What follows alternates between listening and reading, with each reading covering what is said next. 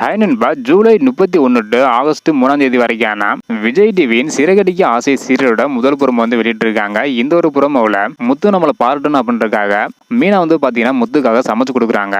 ஆனா முத்து மீனா கொடுத்ததெல்லாம் சாப்பிட்டுட்டு அப்பா கிட்ட மட்டும் போயிட்டு வரேன் அப்படின்னு சொல்லிட்டு ஃபோன் பேசிட்டு அப்படியே போயிடுறாங்க. ஸோ சாப்பாடு வந்து எப்படி இருந்துச்சு, நல்லா இருந்துச்சா இல்லையா அப்படின்றத எதுவுமே சொல்லாம அப்படியே கிளம்பி போயிடுறாங்க. எதுவுமே சொல்லாம போன காரணத்தினால மீனா வந்து பாத்தீங்கன்னா என்ன இவர் சாப்பிட்டுட்டு எதுவுமே சொல்லாம போறாரு அப்படின்னு மனசுல நினைக்கிறாங்க.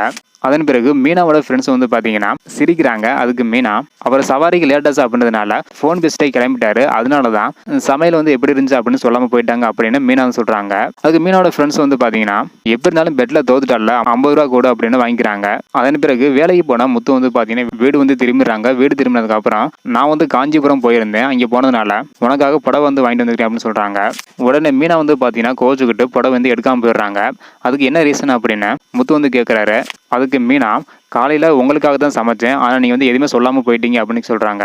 அதுக்கு முத்து நமக்கு கண்ணதாசன் சாரோட பாட்டுலாம் ரொம்பவே பிடிக்கும், ஸோ எல்லா பாட்டுமே பிடிக்கும், அதனால டெய்லி பிடிச்சிருக்குன்னு சொல்ல முடியுமா, அதே மாதிரி நீ எது சமைச்சாலும் நல்லா தான் இருக்கும், அதனால தான் உங்களை சொல்லல அப்படின்னு முத்து மீனா கிட்ட சொல்றாங்க. அதன் பிறகு மீனா சிரிச்சிட்டு இருக்காங்க. ஸோ இதோட இன்னைக்கான சிறகடிக்க ஆசை சீரியலோட முதல் புறம் வந்து முடிஞ்சிருக்குது. ஸோ அடுத்தடுத்து என்ன நடக்குது அப்படின்றத வெயிட் பண்ணி பார்க்கலாம். ஓகே நண்பா, தேங்க்யூ.